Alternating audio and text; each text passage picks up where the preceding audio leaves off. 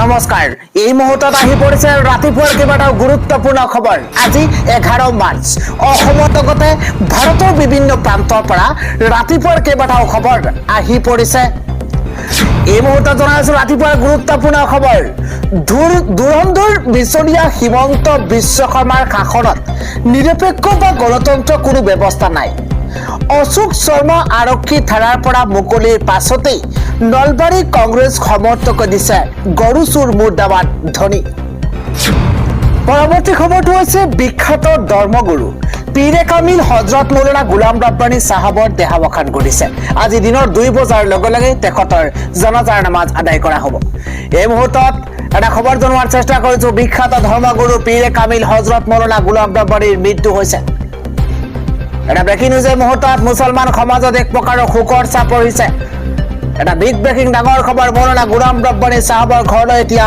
জনতাৰ খুদ পইছে আজি দিনৰ 2 বজাৰ লগে লগে তেখেতৰ জনাজাৰ নামাজ আদায় কৰা হ'ব লাখ লাখ গুণমুগ্ধ এই মুহূৰ্তত সকলো ঢুকিছে শেষ শ্ৰদ্ধাঞ্জলি জনাবলৈ ইতিমধ্যে ৰাইজে কৰিছে ভিৰ শেষ বাৰৰ বাবে চাবলৈ হাজাৰ হাজাৰ মানুহৰ ভিৰ থকা পৰিলক্ষিত হৈছে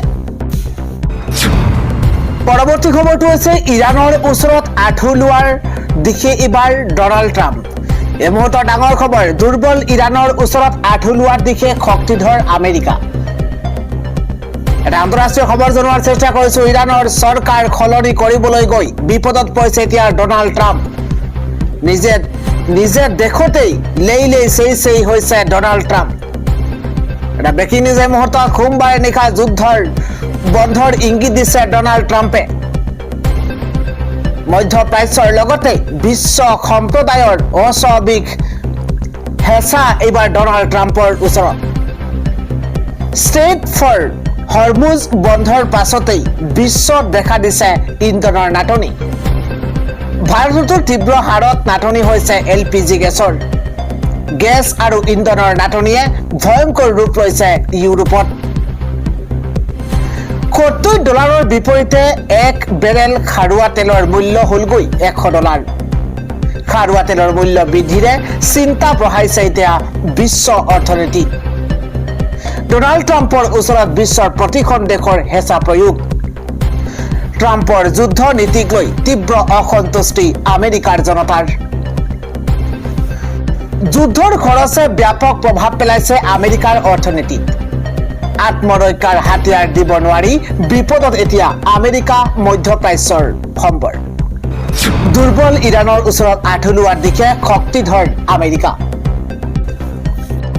আমি জনাই আছো আন এটা বিগ ব্ৰেকিং নিউজ খিজমগ্ৰাম সমষ্টিত ইউডিএফৰ প্ৰাৰ্থী হ'ব ৰেজাউল কৰিম চৰকাৰ খিজমগ্ৰামত নিৰ্বাচন খেলিবলৈ সম্পূৰ্ণৰূপে সাজু হৈ পৰিছে ৰেজাউল কৰিম চৰকাৰ ইউডিএফৰ প্ৰাৰ্থী হ'ব ৰেজাউল কৰিম চৰকাৰ এটা বিগ ব্ৰেকিং মুহূৰ্তত মই চেলেঞ্জক মোকাবিলা কৰি আগুৱাই যাম বুলি মন্তব্য ৰেজাউল কৰিম চৰকাৰৰ খিজমগ্ৰামবাসীৰ মই নেতা নহয় মই তেওঁলোকৰ খিজমগ্ৰামবাসীৰ বেটা হয় খিজমগ্ৰামবাসীয়ে নিজৰ সন্তানক জয়ী কৰা বৈ তেওঁলোকৰ ওচৰত মোৰ দৃঢ় বিশ্বাস আছে মন্তব্য কৰিছে এইদৰে ৰেজাউল কৰিম চৰকাৰে খবৰটো হৈছে গৌৰৱ গগৈ ৰকিবুল হুছেইন থকালৈকে বিজেপি সদায় ক্ষমতাত থাকিব ৰাইজৰ দলক দুখন আসন এৰি দিলে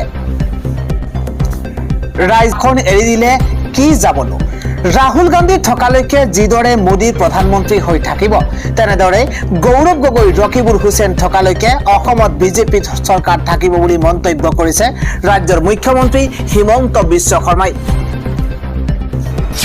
পৰৱৰ্তী খবৰটো হৈছে প্ৰতিগৰাকী মহিলাই পাব এতিয়া অৰুণোদয় আঁচনিৰ ধন অসমত নাথাকিব অৰুণোদয় নোপোৱা মহিলা এই মুহূৰ্তত এটা ডাঙৰ খবৰ জনোৱাৰ চেষ্টা কৰিছো ৰাজ্যৰ মুখ্যমন্ত্ৰী হিমন্ত বিশ্ব শৰ্মাই ডাঙৰ মন্তব্য কৰিছে তেওঁ কৈছে যে অসমত অৰুণোদয় নোপোৱা মহিলা কোনো নাথাকিব অসমত অৰুণোদয় নোপোৱা মহিলাৰ বাবে অত্যন্ত ডাঙৰ খবৰ আহি পৰিছে অৰুণোদয় নোপোৱা মহিলাক অতি শীঘ্ৰে প্ৰদান কৰা হ'ব অৰুণোদয় এটা বিগ ব্ৰেকিং মুহূৰ্তত অৰুণোদয় সভাত এই ডাঙৰ ঘোষণা কৰিছে ৰাজ্যৰ মুখ্যমন্ত্ৰী হিমন্ত বিশ্ব শৰ্মাই মুখ্যমন্ত্ৰীগৰাকীয়ে কৈছে যে অৰুণোদয় সভাত ডাঙৰ ঘোষণা কৰি কৈছে যে বৃদ্ধি পাব এতিয়া 1250 টকাৰ পৰা অৰুণোদয় ধনৰ পৰিমাণ পূৰ্বতে লাভ কৰিছিল 1250 টকা এতিয়া অৰুণোদয়ৰ ধন বৃদ্ধি পাব বুলি ঘোষণা কৰিছে মুখ্যমন্ত্ৰী হিমন্ত বিশ্ব শৰ্মাই অসমত এতিয়াও 10% মহিলাই অৰুণোদয় আঁচনিৰ পৰা বঞ্চিত হৈ আছে অৰুণোদয় পোৱা নাই সেইসকল 10% মহিলাই সেইসকল মহিলাকো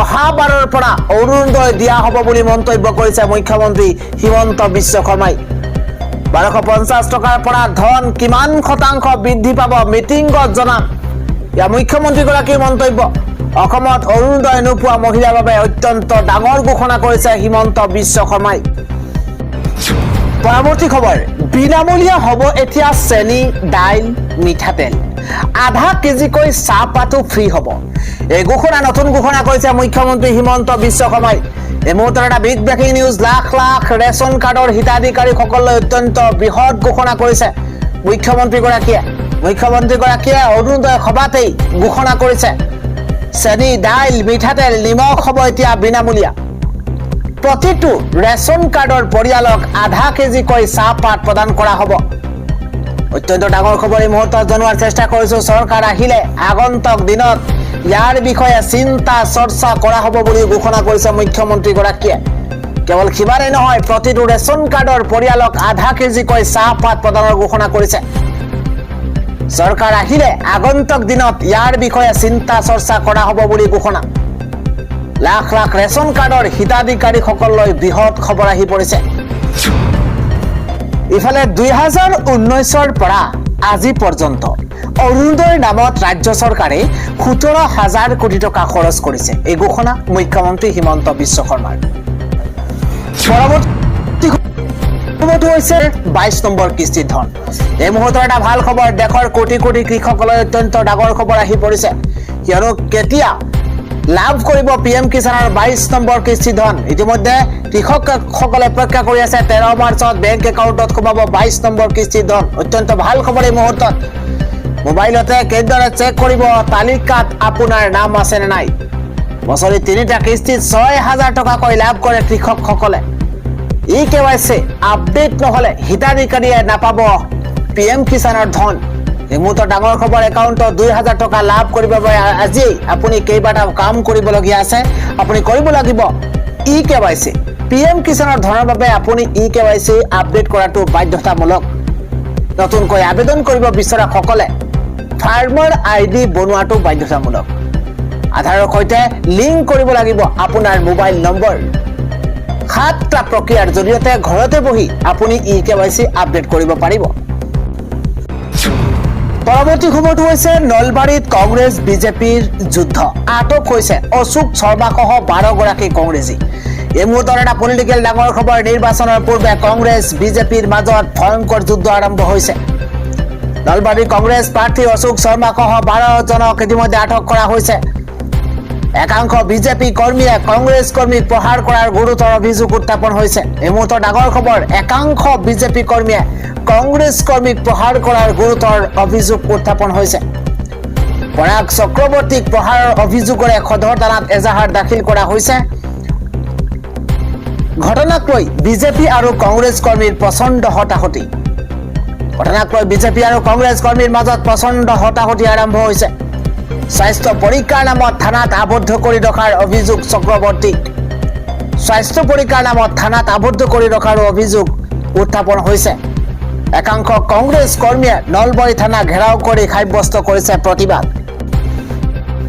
চৰকাৰ বিৰোধী শ্লোগানেৰে উত্তাল হৈ পৰিছে নলবাৰী সদৰ থানা পুৱতি নিশা পৰ্যন্ত কংগ্ৰেছে সাব্যস্ত কৰিছে প্ৰতিবাদ মুকলি কৰি দিয়া নাই অশোক শৰ্মা দিব্যজ্যোতি হালৈসহ 10 গৰাকী কংগ্ৰেছীক নিৰ্বাচনৰ পূৰ্বে কংগ্ৰেছ বিজেপিৰ মাজত ভয়ংকৰ যুদ্ধ আৰম্ভ হৈছে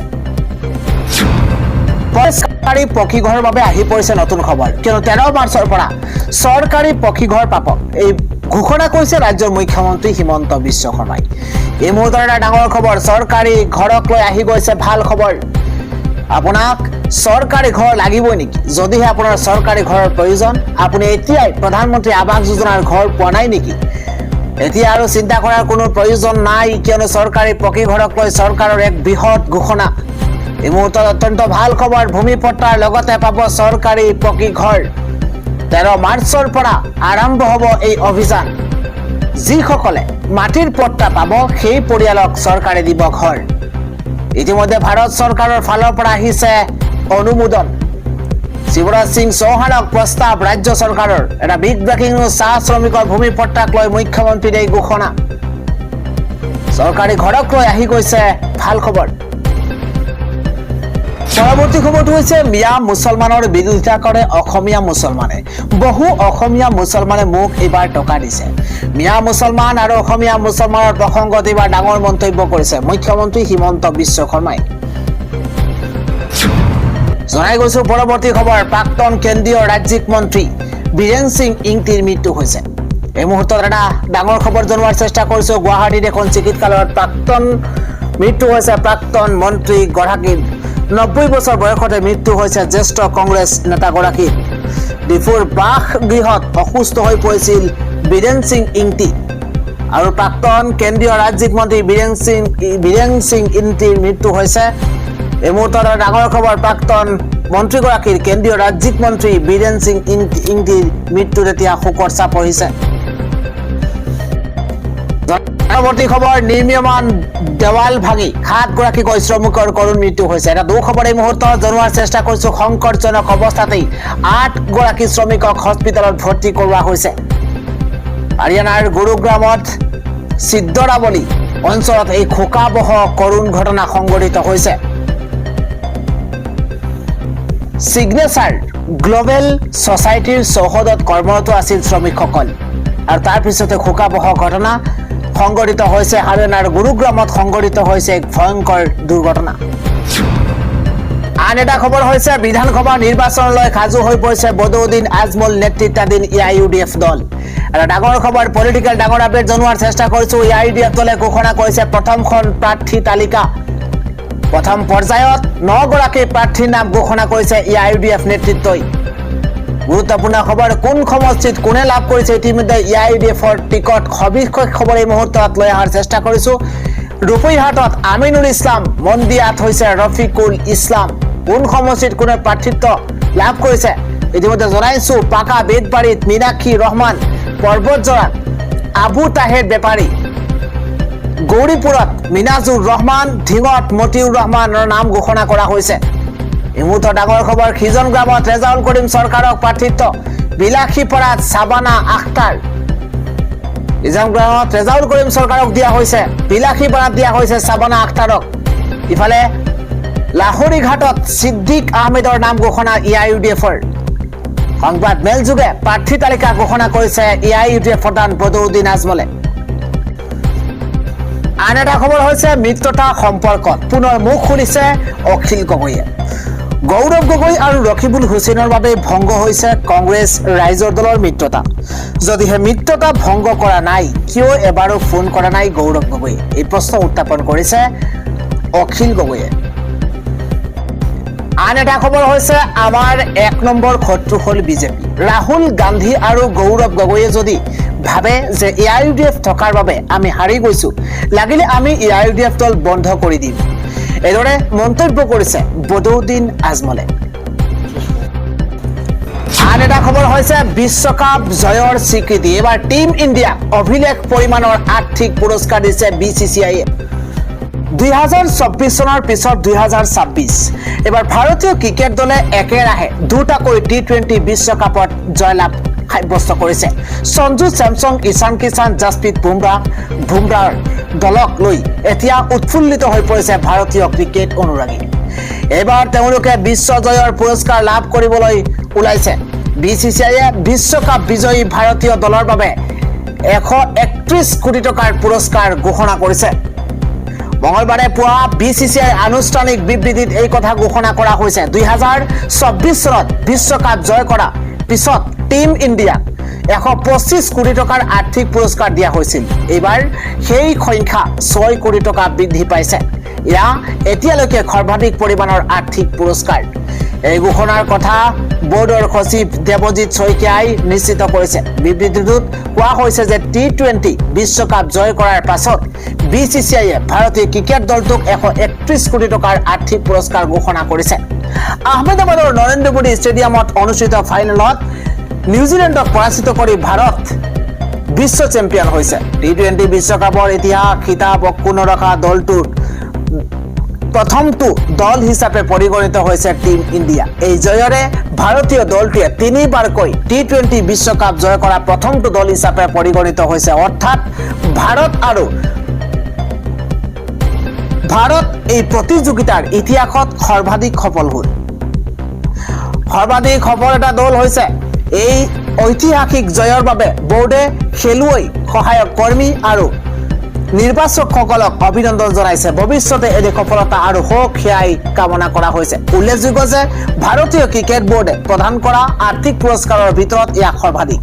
2024 চনত বিৰাট কোহলি আৰু ৰোহিত শৰ্মা বাহিনীক 125 কোটি টকা দিয়া হৈছিল। এইবাৰ সেই সংখ্যা আৰু 6 কোটি টকা বৃদ্ধি পাইছে।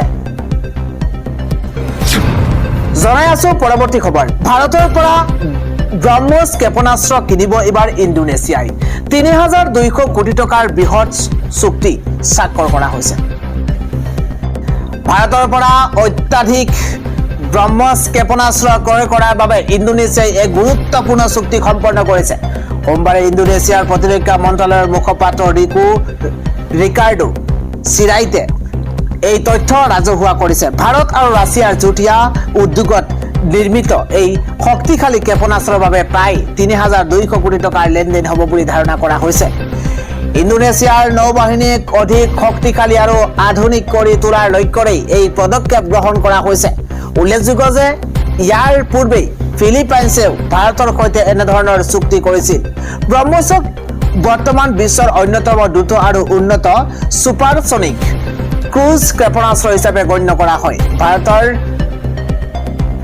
DRDO আৰু ৰাছিয়াৰ NPO মাচিনোষ্ট্ৰনিয়াৰ যুটীয়া প্ৰচেষ্টাত এই ক্ষেপণাস্ত্ৰ তৈয়াৰ কৰা হৈছে। ভাৰতৰ ব্ৰহ্মপুত্ৰ আৰু ৰাছিয়াৰ মস্কোভা নদীৰ নামেৰে ইয়াৰ নামাকৰণ কৰা হৈছে। এই ক্ষেপণাস্ত্ৰই শব্দতকৈ প্ৰায় 3 গুণ অধিক বেগত লক্ষ্যস্থানত আঘাত হানিব পাৰে। ইয়াৰ গতি ইমান প্ৰবল যে যিকোনো আকাশী প্ৰতিৰক্ষা ব্যৱস্থাৰ বাবে ইয়াক ৰখাই দিয়াটো প্ৰায় অসম্ভৱ। আন এটা খবৰ হৈছে ৰন্ধন গেছক লৈ চৰকাৰৰ ডাঙৰ সিদ্ধান্ত। ৰন্ধন গেছক লৈ চৰকাৰৰ ডাঙৰ সিদ্ধান্ত। সমগ্ৰ দেশত ECA বলবৎ কৰা হৈছে। ঘৰুৱা গেছৰ যোগান নিশ্চিত কৰি ৰাখিবলৈ নিৰ্দেশনা জাৰি কৰা হৈছে। ৰন্ধন গেছক লৈ চৰকাৰৰ বৃহৎ সিদ্ধান্ত। সমগ্ৰ দেশত ECA বলবৎ। ঘৰুৱা গেছৰ যোগান নিশ্চিত কৰি ৰাখিবলৈ নিৰ্দেশনা জাৰি কৰা হৈছে। উদ্যোগ খণ্ডলৈ ঘৰুৱা গেছৰ যোগান অতি সীমিত ৰখাৰ নিৰ্দেশনা।